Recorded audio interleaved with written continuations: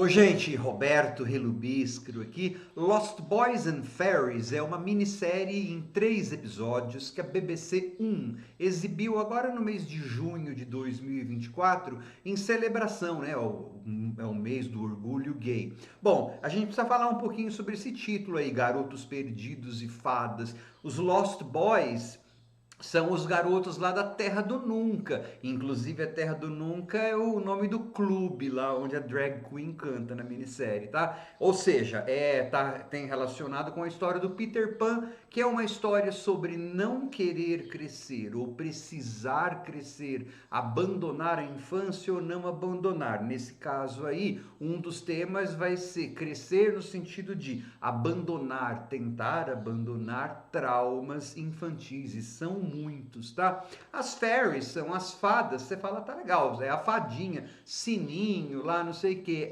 Então, só que os gays eram ou ainda são chamados pejorativamente de fairy, de fadinhas, né, em inglês, tá? Isso a gente tem que levar em consideração para entender essa minissérie, que é assim, ela é condensada, mas ela trata de tantos assuntos, e dentro do contexto britânico, ela ainda trata de um assunto que é o bilinguismo e aquela questão do gaélico, né, do idioma que se fala em parte do país de Gales. Então tem uma coisa de você ser minoria dentro de uma minoria, porque a gente tem personagens gays mas que são celtas, né, que são gaélicos, mas de partes diferentes dessa cultura, e que vão se relacionar diferentemente com esta língua que tem uma postura, uma posição para muitas pessoas de dominada,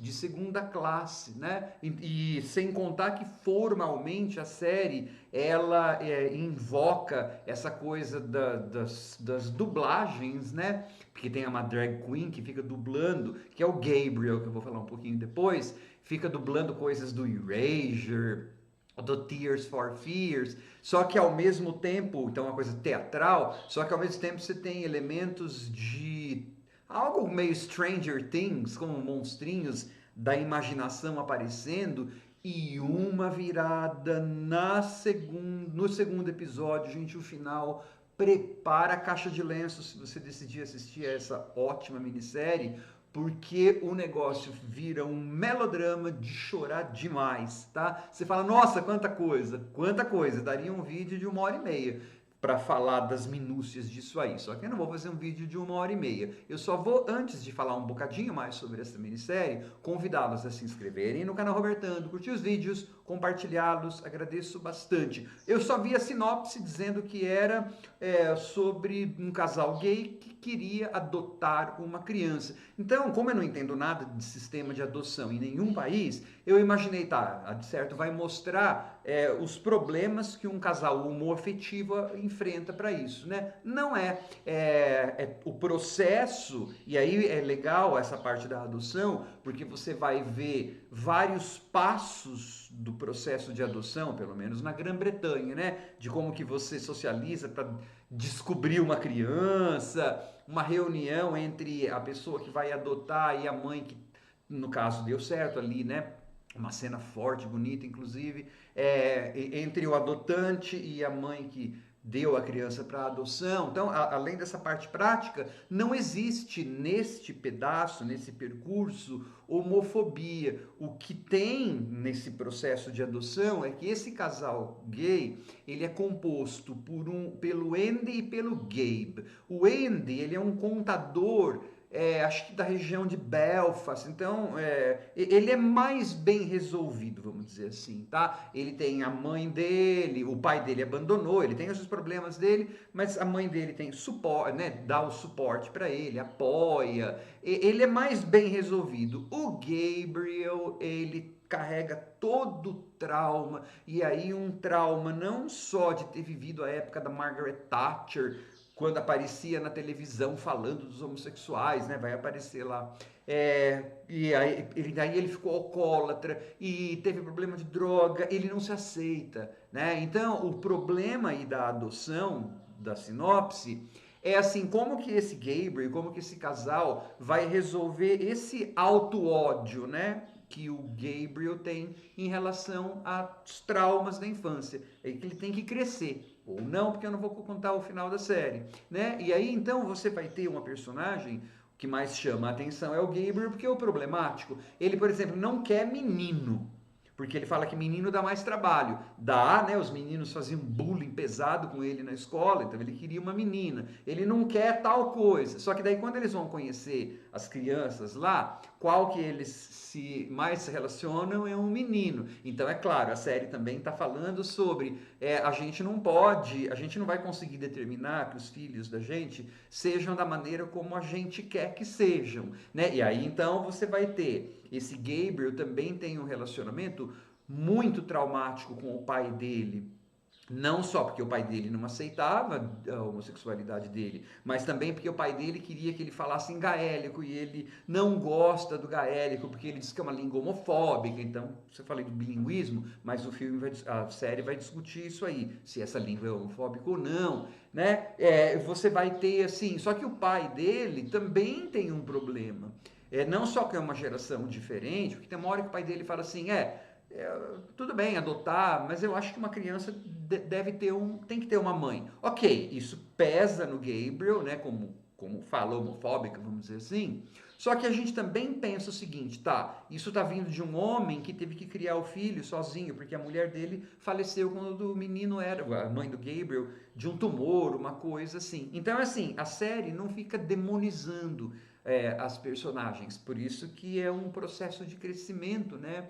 E das etapas da adoção e do crescimento ou não do Gabriel, até que vai ter uma mega virada melodramática no final do segundo episódio, tá? E aí vai ter toda uma série de... Você fala assim, nossa, deve ser super, super chorosa, né? Você falou, e super dramática.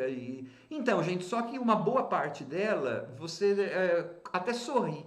Porque tem muito choro, sim, a gente fica com dó. Só que, por exemplo, na hora que a assistente social está entrevistando, eles falam uma coisa, não, eu nunca tive problema, não sei o que, só que está aparecendo imagem de ele tendo um monte de problema, tá? Então, ele é um show que nos 3 episódios, que duram mais ou menos 1 hora cada um, ele mistura muitos subgêneros com um resultado que é bem satisfatório, tá? Ele vai fazer você sorrir, pode fazer você sorrir, ele pode fazer você chorar, e ele também me fez pensar muito sobre várias questões. Eu como professor de inglês, né, questão de bilinguismo, mas também essas coisas de adoção LGBT, eu não entendo dessas coisas, é um universo de drags e de trauma, né, eu achei tudo muito interessante. Teve uma hora que eles estavam falando, né, aí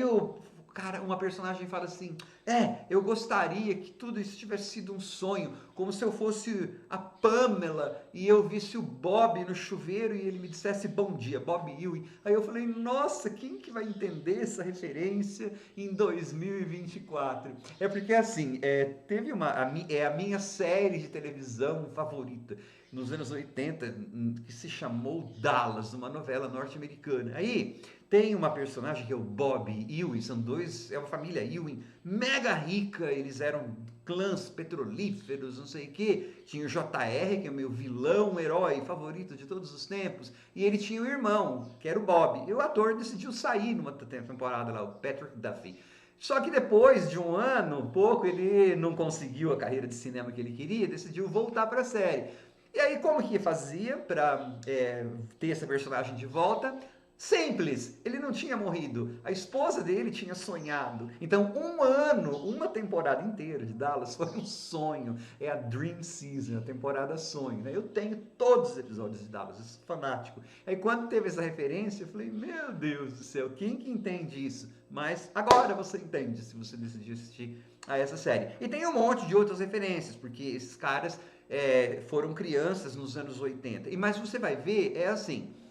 Não são todos os gays que são de uma forma só. Eu achei bacana isso na minissérie também. Você tem o Gabriel, que é super traumatizado, você tem o Andy, que é um contraponto, ou seja, dá para ser de outra forma, tá? Essa virada, ela pode ser questionada por algumas pessoas, né, como um golpe melodramático, porque talvez determinada personagem pudesse crescer de determinada forma sem que isso tivesse acontecido, né?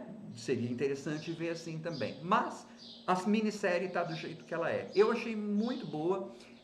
A parte em que discute, em que o Gabriel vai tendo que quebrar, né, ou não, os seus preconceitos, inclusive linguísticos, né, da cultura lá celta, me pareceu muito interessante. Ah, e a série porque ela está na BBC 1, gente, isso é na Inglaterra, tá? Você tem emissoras no país de Gales que apresentam programas em galês, gaélico, acho que é gaélico que diz, a língua deles lá, né, o Welsh. Só que você ter uma série que é bilíngue, porque tem vários momentos em que os personagens falam em gaélico, na BBC 1, que é britânica tal, é uma coisa bastante não usual, tá? Então essa série ela é bastante importante, inclusive para isso. Uma coisa é você ter séries policiais ou qualquer drama lá galês que eles vão exibir na BBC 4 ou sei lá na ITV ou botar no sistema na BritBox, né? O sistema de streaming lá conjunto da BBC com a ITV. Outra coisa é você ter isto sendo discutido na BBC 1, porque para a cultura do chamado Reino Unido isso é bastante relevante, né? Afinal de contas, Shakespeare já dizia lá, né, que a Grã-Bretanha fez uma união vergonhosa de si mesma. Então, essa questão do Reino Unido não é tão bem resolvida, porque foi uma língua e uma cultura que se instituiu sobre outras. Então, por isso que eu falei que é uma minoria dentro de uma minoria, né? São homens gays dentro de uma comunidade minoritária, né? E sendo que aí, então, o menor problema que esses gays tiveram foi no processo de adoção, tá? É muito divertido e muito instrutivo e muito emocionante. Eu gostei bastante desta Lost Boys and Fairies. Tchau!